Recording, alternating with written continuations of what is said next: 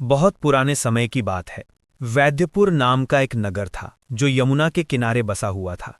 ये नगर अपनी समृद्धि और सौंदर्य के लिए दूर दूर तक प्रसिद्ध था। यहाँ के बाजार रंग बिरंगे कपड़ों, मसालों और सोने चांदी के गहनों से सजे रहते थे।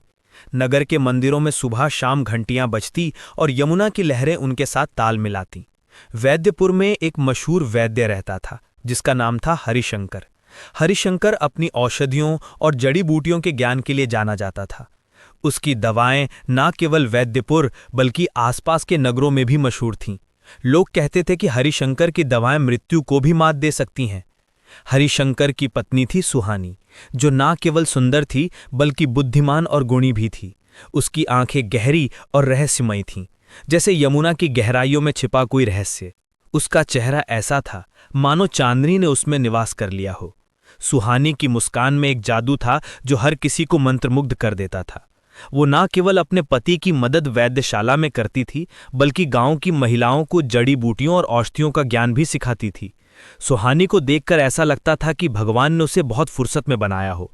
उसकी सुंदरता की चर्चा वैद्यपुर से लेकर पड़ोसी नगरों तक थी। हरिशंकर और सुहानी की जिंदगी सुखमय थी। उनकी वैद्यशाला में दिन रात मरीजों का तांता लगा रहता था। हरिशंकर अपनी दवाओं के लिए कोई कीमत नहीं लेता था। बस जो लोग देना चाहते वे अपनी इच्छा से कुछ दे जाते। इस कारण उनके पास धन की कोई कमी नहीं थी। उनकी हवेली वैद्यपुर की सबसे सुंदर हवेलियों में से एक थी, जिसमें लकड़ी की नक्काशी और रंग बिरंगे झरोखे थे। पर उनकी जिंदगी में एक कमी थी, उनकी कोई संतान नहीं थी। सुहानी और हरिशंकर ने कई मंदिरों में मन्नतें मांगी, पर उनकी गोद अभी तक खाली थी। वैद्यपुर में हर कोई सुहानी की सुंदरता और हरिशंकर की दयालुता का कायल था, पर कुछ लोग ऐसे भी थे जो सुहानी पर गलत नजर रखते थे। ऐसा ही एक व्यक्ति था ठाकुर बलदेव सिंह, जो वैद्यपुर का सबसे प्रभावशाली जमींदार था। बलदेव सिंह नाम से तो सज्जन लगता था, पर उसका दिल काला था। उसकी आंखों में लालच और अहंकार की चमक थी। वो सुहानी को पाने की चाह रखता था और इसके लिए कोई भी हद पार करने को तैयार था। बलदेव सिंह ने हरिशंकर से दोस्ती करने की ठानी। वो अक्सर वैद्यशाला में आता और हरिशंकर से औषधियों के बारे में बातें करता। उसकी बातें इतनी मीठी थीं कि हरिशंकर उस पर विश्वास करने लगा। बलदेव सिंह ने धीरे धीरे हरिशंकर का भरोसा जीत लिया। वो हरिशंकर को अपने खेतों की उपज भेंट करता और हरिशंकर भी उसे बदले में मुफ्त दवाएं देता। सुहानी को बलदेव सिंह की नजरें अच्छी तरह समझ आती थीं। वो जानती थी कि उसकी दोस्ती का दिखावा केवल एक मुखौटा है, पर हरिशंकर की सादगी के कारण वो कुछ कह नहीं पाती थी। एक बार जब सुहानी ने हरिशंकर से बलदेव सिंह के बारे में अपनी चिंता जताई तो हरिशंकर ने हंसते हुए कहा, सुहानी, तुम्हें हर किसी में खोट नजर आता है। बलदेव सिंह मेरा मित्र है, वो हमारा बुरा नहीं चाहेगा। हरिशंकर की सादगी और निश्वास ने बलदेव सिंह को और साहस दिया। उसने एक योजना बनाई। वो जानता था कि हरिशंकर के पास एक प्राचीन औषधीय पुस्तक है जिसे वैद्य संहिता कहा जाता था।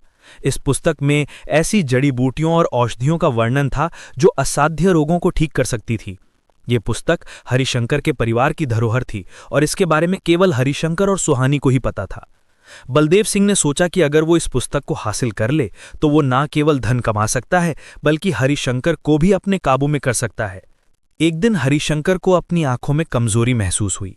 वो वैद्यशाला में मरीजों को देख रहा था जब उसे लगा कि उसकी नजर धुंधली हो रही है। उसने सुहानी से कहा, सुहानी, मुझे कुछ ठीक नहीं लग रहा, मेरी आंखों में कुछ परेशानी है। सुहानी ने चिंतित होकर कहा, आप चिंता ना करें, हम किसी अच्छे वैद्य को दिखाएंगे। हरिशंकर ने कई वैद्यों को दिखाया, पर उसकी आंखों की रोशनी धीरे धीरे कम होती जा रही थी। वैद्यों ने बताया कि एक दुर्लभ रोग है जिसका इलाज केवल दूर के नगर काशीपुर में संभव है। हरिशंकर ने बलदेव सिंह को अपनी परेशानी बताई। उसने कहा, मुझे लगता है कि मैं धीरे धीरे अंधा हो रहा हूं। मेरी कोई संतान नहीं है जो मेरे बाद मेरी वैद्यशाला को संभाले। मेरे पास वैद्य संहिता है जो मेरे परिवार की धरोहर है। मैं इसे तुम्हारे पास अमानत के तौर पर रखना चाहता हूं। मैं और सुहानी काशीपुर जा रहे हैं मेरे इलाज के लिए। मैं नहीं चाहता कि ये पुस्तक मेरे घर में असुरक्षित रहे। बलदेव सिंह के चेहरे पर एक कुटिल मुस्कान उभरी। उसने कहा, हरिशंकर, तुम निश्चिंत रहो, मैं इस पुस्तक को अपनी जान से भी ज्यादा संभाल कर रखूंगा। जब तुम्हें जरूरत हो मैं इसे लौटा दूंगा। सुहानी जो पास खड़ी थी, बलदेव सिंह की नजरों में छिपा लालच देख लिया। उसे यह सब अच्छा नहीं लग रहा था, पर हरिशंकर का बलदेव पर इतना विश्वास था कि वो कुछ कह नहीं पाती थी। अगले दिन हरिशंकर और सुहानी काशीपुर के लिए रवाना हो गए। काशीपुर में हरिशंकर ने बड़े बड़े वैद्यों से इलाज करवाया, पर कोई फायदा नहीं हुआ। उसकी आंखों की रोशनी धीरे धीरे कम होती गई और एक दिन वो पूरी तरह अंधा हो गया। सुहानी रोते रोते अपने पति को वैद्यपुर वापस ले आई। अब हरिशंकर वैद्यशाला नहीं चला सकता था। उसका सारा ध्यान अपनी बीमारी पर चला गया था। वैद्यशाला का काम ठप हो गया और धीरे धीरे उनका जमा धन भी इलाज में खर्च हो गया। वैद्यपुर में अब उनके हालात बिगड़ने लगे थे। हवेली जो पहले हंसी खुशी से भरी रहती थी, अब सन्नाटे में डूबी हुई थी। सुहानी ने अपने गहने बेच दिए ताकि घर का खर्च चल सके, पर हालात दिन ब दिन बिगड़ते जा रहे थे। एक दिन हरिशंकर ने सुहानी से कहा, सुहानी, मैंने बलदेव सिंह को वैद्य संहिता अमानत के तौर पर दी थी। तुम उसके पास जाओ और वो पुस्तक मांग लाओ। अगर हम उस पुस्तक को बेच दें तो हमारे बुरे दिन कट जाएंगे। सुहानी ने चिंतित स्वर में कहा, प्राणनाथ, मैंने पहले ही आपको बलदेव सिंह के बारे में चेतावनी दी थी। मुझे उस पर भरोसा नहीं है, फिर भी अगर आप कहते हैं तो मैं जाऊंगी। हरिशंकर ने कहा, सुहानी, मुझे बलदेव पर पूरा भरोसा है। वो मेरा मित्र है, वो हमारा बुरा नहीं चाहेगा। सुहानी ने हिम्मत जुटाई और बलदेव सिंह की हवेली की ओर चल पड़ी। रास्ते में लोग उसे अजीब नजरों से देख रहे थे। सुहानी ने अपनी साड़ी का पल्लू सिर पर लिया और तेज कदमों से चलती रही। बलदेव सिंह की हवेली पहुंचकर उसने दरवाजे पर दस्तक दी। अंदर से बलदेव सिंह की भारी आवाज आई, कौन है? सुहानी ने सकुचाते हुए कहा, मैं हरिशंकर की पत्नी सुहानी हूं। बलदेव सिंह ने दरवाजा खोला और सुहानी को देखकर उसकी आंखें चमक उठीं। उसने हंसते हुए कहा, अरे सुहानी, आज तो मेरे घर कैसे? खबर भेज दी होती मैं खुद आ जाता। सुहानी ने कहा, बलदेव सिंह, आप जानते हैं कि हरिशंकर की हालत खराब है। वे अब अंधे हो चुके हैं। हमारा सारा धन इलाज में खर्च हो गया है। आपने जो वैद्य संहिता अमानत के तौर पर रखी थी, कृपया उसे हमें लौटा दें। बलदेव सिंह के चेहरे का रंग बदल गया। उसने हंसते हुए कहा, हरिशंकर ने मुझे कोई पुस्तक क्या नहीं मजाक दी। है? इसका कोई गवाह है? सुहानी ने कहा, मैंने खुद देखा था जब हरिशंकर ने आपको वो पुस्तक दी थी। बलदेव सिंह ने कुटिल मुस्कान के साथ कहा, सुहानी, तुम मुझ पर बेईमानी का इल्जाम लगा रही हो। अगर तुम चाहो तो मैं तुम्हें न केवल वो पुस्तक बल्कि उससे 10 गुना ज्यादा धन दे सकता हूं। बस तुम मेरे साथ कुछ रातें बिताओ। सुहानी का दिल टूट गया। उसने गुस्से में कहा, बलदेव सिंह, अपनी हद में रहो। मैं एक पतिव्रता स्त्री हूं। तुम मेरे पति के मित्र हो और तुम्हारी ऐसी सोच? बलदेव सिंह ने ठहाका लगाया और कहा, सुहानी, तुम्हारा पति अब अंधा है, वो तुम्हें क्या दे सकता है? मेरी बात मानो, मैं तुम्हें रानी बनाकर रखूंगा, नहीं तो एक पैसा भी नहीं मिलेगा। सुहानी अपमानित होकर रोते रोते घर लौट आई। उसने हरिशंकर को सारी बात बताई। हरिशंकर गुस्से और दुख से भर गया। उसने कहा, सुहानी, मैंने उस पर कितना भरोसा किया और उसने हमें धोखा दिया। तुम कल नगर के मुखिया के पास जाओ और उनसे न्याय मांगो। अगले दिन सुहानी मुखिया के पास गई। मुखिया रघुनाथ एक मोटा लालची व्यक्ति था जो अपनी शक्ति का दुरुपयोग करने के लिए जाना जाता था। सुहानी ने उसे सारी कहानी सुनाई, पर मुखिया की नजरें सुहानी के चेहरे पर टिकी थीं। उसने कहा, सुहानी, तुम्हारी बात तो ठीक है, पर बलदेव सिंह एक शक्तिशाली व्यक्ति है। अगर तुम मेरी बात मानो तो मैं तुम्हें वो पुस्तक दिलवा दूंगा। बस तुम मेरे साथ कुछ समय बिताओ। सुहानी पर जैसे वज्रपात हो गया। उसने कहा, मुखिया जी, आप नगर के रक्षक हैं, आपके मुंह से ऐसी बातें शोभा नहीं देती। कृपया मेरी मदद करें। मुखिया ने हंसते हुए कहा, सुहानी, अगर तुम मेरी बात नहीं मानोगी तो मैं बलदेव सिंह के खिलाफ कुछ नहीं करूंगा। सुहानी रोते हुए घर लौट आई। उसने हरिशंकर को सारी बात बताई। हरिशंकर ने कहा, सुहानी, अब तुम कोतवाल के पास जाओ, वो जरूर हमारी मदद करेगा। अगले दिन सुहानी कोतवाल विश्वनाथ के पास गई। कोतवाल ने सुहानी को देखते ही उस पर गलत नजर डाली। उसने कहा, सुहानी, तुम्हारा पति अब अंधा है, मेरे साथ रहो, मैं तुम्हें सारी सुख सुविधाएं दूंगा। सुहानी का धीरज टूटने लगा। वो कोतवाल के घर से भागकर बाहर निकली। रास्ते में उसे वैद्यपुर का सेनापति जयराम मिला। जयराम ने सुहानी को रोते हुए देखा और पूछा, सुंदरी, तुम क्यों रो रही हो? सुहानी ने उसे सारी कहानी सुनाई, पर जयराम ने भी उसका फायदा उठाने की कोशिश की। सुहानी किसी तरह भागकर घर पहुंची और हरिशंकर से लिपटकर रोने लगी। हरिशंकर ने सुहानी को गले लगाया और कहा, सुहानी, ये हमारा बुरा समय है, पर मैं जानता हूं कि तुम हार नहीं मानोगी। सुहानी ने आंसू पहुंचे और दृढ़ स्वर में कहा, प्राणनाथ, मैं अब और अपमान नहीं सहूंगी। मैं अपनी बुद्धि और साहस से इन सब का जवाब दूंगी। सुहानी का मन अब टूट चुका था, पर उसका हौसला अभी भी बरकरार था। वो अपने पति हरिशंकर के साथ हवेली के एक छोटे से कमरे में बैठी थी, जहां दीपक की मध्यम रोशनी उनकी उदासी को और गहरा रही थी। सुहानी ने हरिशंकर का हाथ थमा और कहा, प्राणनाथ, मैं अब और अपमान नहीं सह सकती। बलदेव सिंह, मुखिया, कोतवाल और सेनापति, ये सब मेरे रूप को भोग की वस्तु समझते हैं, पर मैं उन्हें दिखाऊंगी कि एक स्त्री की शक्ति उसकी सुंदरता में नहीं, उसकी बुद्धि और साहस में होती है। हरिशंकर, जो अपनी अंधता के कारण असहाय महसूस कर रहा था, ने सुहानी की आवाज में दृढ़ता सुनी। उसने कहा, सुहानी, मुझे तुम पर पूरा भरोसा है। तुम जो करना चाहती हो करो, बस इतना ध्यान रखना कि तुम्हारे चरित्र पर कोई आंच ना आए।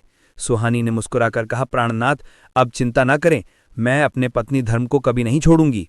मैं इन भ्रष्ट लोगों को उनकी ही चाल में फंसाऊंगी। सुहानी की सबसे बड़ी ताकत थी उसकी दासी लक्ष्मी। लक्ष्मी एक साधारण सी लड़की थी, पर उसका दिल सोने जैसा था। जब हरिशंकर और सुहानी की हालत खराब हुई, तब भी लक्ष्मी ने उनका साथ नहीं छोड़ा। सुहानी ने कई बार उसे कहा, लक्ष्मी, अब हम तुम्हें पगार नहीं दे सकते, तुम कहीं और काम ढूंढ लो। पर लक्ष्मी ने हंसते हुए कहा, मालकिन, जब मेरे परिवार पर बुरा समय आया था तब आपने मेरी मदद की थी। अब मैं आपको कैसे छोड़ दूं? मैं 4 घरों में काम करती हूं, एक घर की पगार ना मिले तो क्या, मैं भूखी मर जाऊंगी। लक्ष्मी की ये बात सुनकर सुहानी को बड़ा सुकून मिलता था। उसे लगता था कि इस बेरहम दुनिया में कम से कम एक इंसान तो उसका अपना है। सुहानी ने लक्ष्मी को अपने पास बुलाया और कहा, लक्ष्मी, मुझे तुम्हारी मदद चाहिए। मैं एक ऐसी योजना बना रही हूं जो बलदेव सिंह और उसके साथियों को सबक सिखाएगी। लक्ष्मी ने उत्साह से कहा, मालकिन, आप जो कहेंगी मैं वही करूंगी, बस बताइए मुझे क्या करना है। सुहानी ने लक्ष्मी को अपनी योजना बताई। उसने कहा, मैं बलदेव सिंह, मुखिया, कोतवाल और सेनापति, इनको एक एक करके अपने घर बुलाऊंगी। मैं उनकी कमजोरी, उनके लालच और मेरे रूप के प्रति उनकी लिप्सा का उपयोग करूंगी। हमें 3 बड़े संदूक चाहिए जिनमें वो छिप सकें। लक्ष्मी ने कहा, मालकिन, मैं आज ही संदूकों की व्यवस्था कर दूंगी। उसने वैद्यपुर के एक पुराने बढ़ई मंगलू से संपर्क किया। मंगलू ने 3 बड़े मजबूत संदूक बनाए, जो इतने बड़े थे कि एक आदमी आसानी से उनमें छिप सकता था। लक्ष्मी ने संदूकों को हवेली के गुप्त कमरे में रखवा दिया। सुहानी ने उस कमरे को सजाया ताकि वो आकर्षक लगे। उसने दीपक, फूलों की मालाएं और सुगंधित अगरबत्तियां रखीं ताकि माहौल रंगीन और मोहक बने। अगले दिन सुहानी सुबह जल्दी उठी। उसने नहा धोकर अपने आप को दर्पण के सामने सजाया। आज उसने लंबे समय बाद कितना श्रृंगार किया कि वह स्वर्ग की अप्सरा सी लग रही थी। उसने लाल रेशमी साड़ी पहनी जिसमें सोने की कढ़ाई थी। उसके बालों में गजरा था और माथे पर लाल रंग की बिंदी। सुहानी ने दर्पण में खुद को देखा और मुस्कुराई। उसने मन ही मन कहा, ये रूप जो आज तक मेरे लिए मुसीबत बना, अब मेरा हथियार बनेगा। सुहानी सबसे पहले मुखिया रघुनाथ के पास गई। उसने हवेली के दरवाजे पर दस्तक दी। रघुनाथ ने दरवाज़ा खोला और सुहानी को देखकर मंत्रमुग्ध हो गया। उसने कहा, सुहानी, आज तुम यहाँ कैसे? इतनी सुंदर क्यों लग रही हो? सुहानी ने इठलाते हुए कहा, मुखिया जी, मैंने आपकी बात पर विचार किया। आप सही कहते थे, मेरा पति अब अंधा है, वो मुझे क्या दे सकता है। मैंने सोचा क्यों ना आपके साथ कुछ समय बिताऊं। रघुनाथ की आंखें चमक उठी। उसने कहा, सुहानी, तुमने सही फैसला किया, आओ मेरे घर में बैठो। सुहानी ने हंसते हुए कहा, मुखिया जी, यहाँ नहीं, मेरे घर में कोई नहीं है। हरिशंकर अपने कमरे में सो रहे हैं। आप आज रात मेरे घर आइए, हम वहाँ रंगीन रात बिताएंगे। रघुनाथ ने उत्साह से हामी भरी और कहा, ठीक है सुहानी, मैं रात को समय पर आ जाऊंगा। सुहानी वहां से निकलकर कोतवाल विश्वनाथ के पास गई। कोतवाल ने सुहानी को देखते ही कहा, सुहानी, तुम मेरे घर कैसे? सुहानी ने अपनी बातों का जादू चलाया। उसने कहा, कोतवाल साहब, मैंने आपकी बात पर विचार किया। आप सही कहते थे, मेरा पति अब कुछ नहीं कर सकता। मैं आपके साथ रहना चाहती हूँ। कोतवाल ने खुशी से कहा, सुहानी, तुमने मेरे दिल की बात कह दी। चलो मेरे साथ मेरे कक्ष में चलो। सुहानी ने हंसते हुए कहा, नहीं कोतवाल साहब, मेरे घर में कोई नहीं है। आप आज रात मेरे घर आइए, हम वहाँ रंगीन रात बिताएंगे। इसके बाद सुहानी सेनापति जयराम के पास गई और जयराम से भी सुहानी ने वही बातें कहीं और जयराम ने भी खुशी से हामी भरी और कहा, सुहानी, मैं ज़रूर आऊँगा। अंत में सुहानी बलदेव सिंह की हवेली पहुंची। बलदेव सिंह भी रात में सुहानी के घर आने के लिए राजी हो गया। सुहानी घर लौट आई। उसने लक्ष्मी को सारी बात बताई। लक्ष्मी ने कहा, मालकिन, आपकी योजना कमाल की है। आज रात हम इन सबको सबक सिखाएंगे। सुहानी ने हंसते हुए कहा, लक्ष्मी, आज रात वैद्यपुर की सबसे बड़ी साजिश का पर्दाफाश होगा। रात का समय हो गया। यमुना के किनारे सन्नाटा छाया था। सुहानी ने अपने आप को और सजाया। उसने एक नीली रेशमी साड़ी पहनी जिसमें चांदी की कढ़ाई थी। उसके गले में मोतियों का हार था और माथे पर एक छोटा सा बिंदिया। लक्ष्मी ने सुहानी को देखकर कहा, मालकिन, आज आप स्वर्ग की अप्सरा लग रही हैं। ये लोग आपके सामने टिक नहीं पाएंगे। सुहानी ने मुस्कुराकर कहा, लक्ष्मी, मेरी सुंदरता आज मेरा हथियार है। चल सब कुछ तैयार कर ले। सुहानी ने हवेली के गुप्त कमरे को और सजा लिया। उसने वहां एक नरम गद्दा बिछाया जिसके ऊपर रेशमी चादर थी। पास में एक छोटी सी मेज पर सुगंधित शरबत और फूलों की मालाएं रखी थीं। तीनों संदूक कमरे के कोने में रखे थे, जिन्हें रेशमी कपड़े से ढका गया था ताकि वो सामान्य लगें। सबसे पहले मुखिया रघुनाथ आया। उसने चमचमाते कपड़े पहने थे और उसके चेहरे पर लालच की चमक थी। सुहानी ने इठलाते हुए उसका स्वागत किया और उसे गद्दे पर बिठाया। उसने शरबत का प्याला उसे दिया और कहा, मुखिया जी, आज रात हम खूब बातें करेंगे। रघुनाथ ने शरबत पीते हुए कहा, सुहानी, तुमने मेरे दिल की बात सुन ली, अब जल्दी से मेरे पास आओ। तभी लक्ष्मी ने पर्दे के पीछे से आवाज लगाई, मालकिन, कोतवाल साहब आ गए हैं। रघुनाथ का चेहरा पीला पड़ गया। उसने कहा, कोतवाल इस समय यहाँ क्या कर रहा है? सुहानी ने हंसते हुए कहा, वो हरिशंकर का हालचाल लेने आए होंगे। आप चिंता ना करें, मैं उन्हें भेज देती हूँ। रघुनाथ ने घबराते हुए कहा, सुहानी, अगर उसने मुझे यहाँ देख लिया तो मेरी इज्जत मिट्टी में मिल जाएगी, मुझे कहीं छिपा दो। सुहानी ने उसे संदूक वाले कमरे में ले जाकर कहा, मुखिया जी, आप इस संदूक में छिप जाइए, मैं कोतवाल को भेजकर आपको निकाल लूंगी। रघुनाथ जल्दी से संदूक में छिप गया। सुहानी ने संदूक पर ताला लगा दिया और चाबी लक्ष्मी को दे दी। थोड़ी देर बाद कोतवाल विश्वनाथ आया। उसने भी शानदार कपड़े पहने थे और उसके चेहरे पर आत्मविश्वास था। सुहानी ने उसका स्वागत किया और उसे गद्दे पर बिठाया।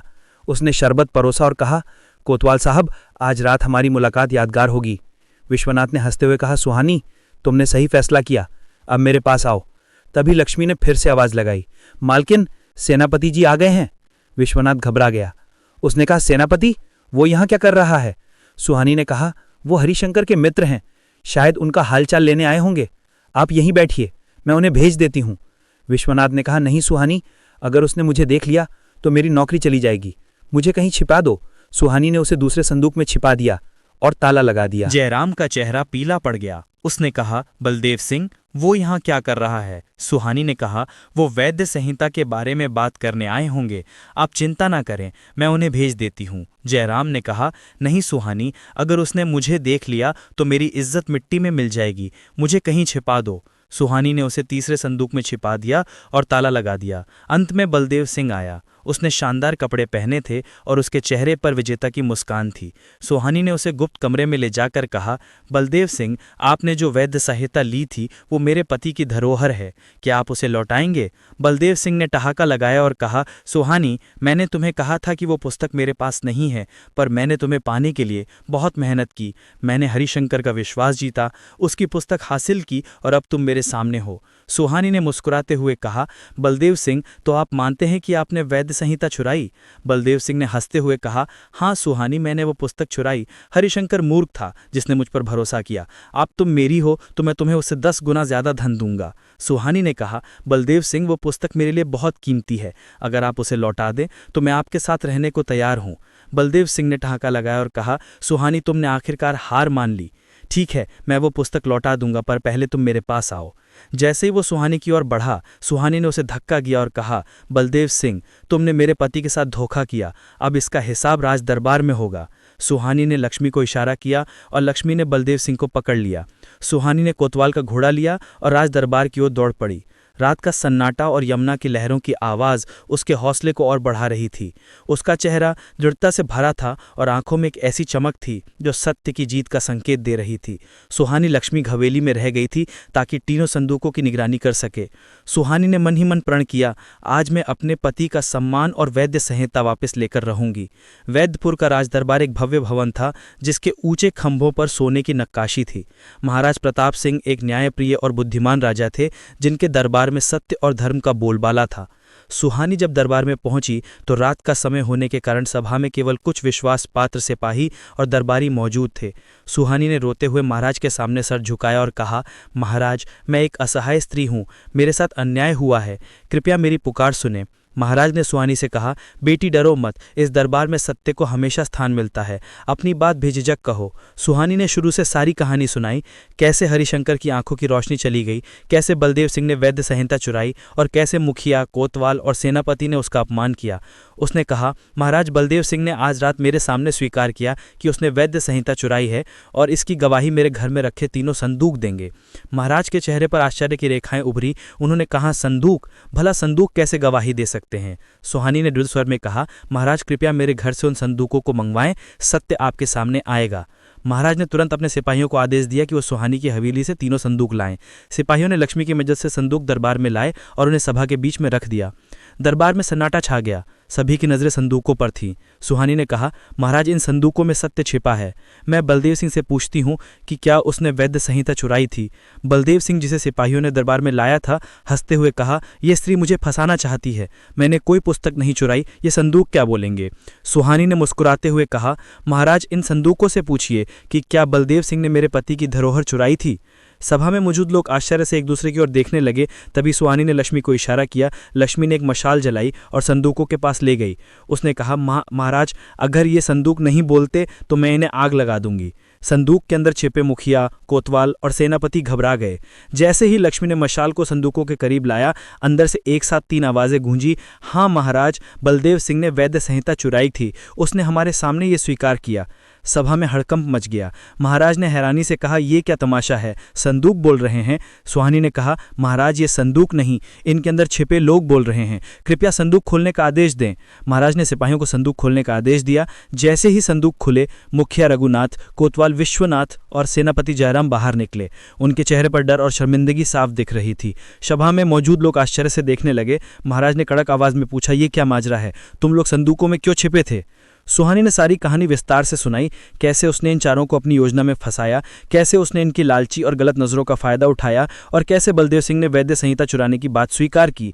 उसने कहा, महाराज, ये लोग न केवल मेरे पति की धरोहर चुराना चाहते थे, बल्कि मेरे सम्मान पर भी हमला करना चाहते थे। महाराज का चेहरा गुस्से से लाल हो गया। उन्होंने बलदेव सिंह से पूछा, क्या ये सच है। बलदेव सिंह ने घबराते हुए कहा, महाराज, ये सब गलतफहमी है। पर मुखिया, कोतवाल और सेनापति ने डर के मारे सच उगल दिया। उन्होंने कहा, महाराज, हम सुहानी के घर गए थे। बलदेव सिंह ने हमें बताया था कि उसने वैद्य संहिता चुराई है। महाराज प्रताप सिंह ने बलदेव सिंह को कालकोठरी में डालने का आदेश दिया। उन्होंने उसकी सारी संपत्ति जब्त कर ली और उस पर 10,000 सोने की मोहरों का जुर्माना लगाया। बलदेव सिंह ने कालकोठरी में जाने से पहले वैद्य संहिता और 10,000 सोने की मोहरें सुहानी को सौंप दी। मुखिया रघुनाथ, कोतवाल विश्वनाथ और सेनापति जयराम को भी उनके पदों से हटा दिया गया और उन्हें वैद्यपुर से निर्वासित कर दिया गया। महाराज ने सुहानी की बुद्धि और साहस की प्रशंसा की। उन्होंने कहा, सुहानी, तुमने न केवल अपने परिवार का सम्मान बचाया, बल्कि वैद्यपुर को भ्रष्ट लोगों से मुक्ति दिलाई। तुम इस नगर की सच्ची रत्न हो। सभा में मौजूद लोगों ने तालियां बजाकर सुहानी का स्वागत किया। महाराज ने ऐलान किया, आज से अगर किसी ने सुहानी या किसी अन्य स्त्री की ओर गलत नजर उठाई तो उसे कठोर दंड दिया जाएगा। सुहानी को सम्मान के साथ एक बग्गी में बिठाकर उसकी हवेली तक पहुंचाया गया। जब वो घर पहुंची तो हरिशंकर ने उसे गले लगाया। उसकी आंखें आंसुओं से भरी थीं, पर ये आंसू खुशी के थे। उसने कहा, सुहानी, मुझे तुम पर गर्व है। तुमने साबित कर दिया कि सत्य और साहस से कोई साजिश नहीं जीत सकती। लक्ष्मी ने भी सुहानी को गले लगाया और कहा, मालिकिन, आपने दिखा दिया कि एक स्त्री की शक्ति उसकी बुद्धि में होती है।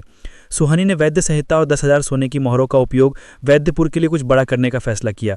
उसने हरिशंकर से कहा, प्राणनाथ, ये धन और पुस्तक हमारे परिवार की धरोहर है, पर मैं चाहती हूँ कि इसका उपयोग वैद्यपुर के हर जरूरतमंद के लिए हो। हरिशंकर ने उसकी बात मान ली और कहा, सुहानी, तुम जो चाहती हो वो करो, मैं तुम्हारे साथ हूँ। सुहानी ने वैद्यशाला को फिर से शुरू किया। उसने वैद्य संहिता की मदद से नई औषधियाँ बनाई जो गरीबों को मुफ्त दी जाती थी। उसने बलदेव सिंह की जब्त की संपत्ति का एक हिस्सा एक स्कूल खोलने के लिए उपयोग किया, जिसका नाम रखा गया सुहानी विद्या मंदिर। इस स्कूल में लड़कियों को मुफ्त शिक्षा दी जाती थी और सुहानी ने खुद जड़ी बूटियों और औषधियों की कक्षाएं शुरू की। लक्ष्मी को स्कूल की प्रबंधक बनाया गया। सुहानी ने एक अनाथालय भी बनवाया जिसका नाम था आशा भवन। यहाँ बेसहारा बच्चों को आश्रय, भोजन और शिक्षा दी जाती थी। लक्ष्मी ने अनाथालय की देखभाल में भी मदद की। उसने बच्चों को सुहानी की कहानी सुनाई जिससे वे प्रेरित होते थे। सुहानी ने वैद्यपुर के बाजार में एक नया हिस्सा बनवाया जिसे नाम दिया गया नारी शक्ति मंडी। यहाँ स्थानीय महिलाएं अपने हस्तशिल्प, जड़ी बूटियां और अन्य सामान बेच सकती थीं। वैद्यपुर में सुहानी की कहानी एक किंवदंती बन गई। लोग कहते थे कि सुहानी ने न केवल अपने परिवार का सम्मान बचाया, बल्कि पूरे नगर को एक नया जीवन दिया। हर सुबह जब यमुना के किनारे मंदिरों की घंटियां बजती, सुहानी अपने स्कूल के बच्चों को पढ़ाने जाती। उसकी मुस्कान अब पहले से भी ज़्यादा चमकती थी क्योंकि वो जानती थी कि उसने सत्य और साहस से एक नया युग शुरू किया था। सुहानी ने कभी विवाह की बात नहीं सोची। उसने कहा, मेरा परिवार वैद्यपुर के लोग हैं, मैं उनके लिए जीना चाहती हूँ। हरिशंकर, लक्ष्मी उसके सबसे बड़े सहयोगी बने रहे। वैद्यपुर अब एक ऐसा नगर बन गया था जहाँ हर व्यक्ति को सम्मान और अवसर मिलता था। सुहानी की कहानी न केवल वैद्यपुर में बल्कि आसपास के नगरों में भी फैल गई। लोग कहते थे कि सुहानी ने साबित कर दे कि एक स्त्री की शक्ति उसकी बुद्धि और साहस में होती है। तो दोस्तों, आपको ये कहानी कैसी लगी हमें कमेंट में ज़रूर बताएं और रोज़ ऐसी ही कहानियां देखने के लिए चैनल को सब्सक्राइब ज़रूर करें। और पूरी कहानी देखने के लिए आपका बहुत बहुत धन्यवाद।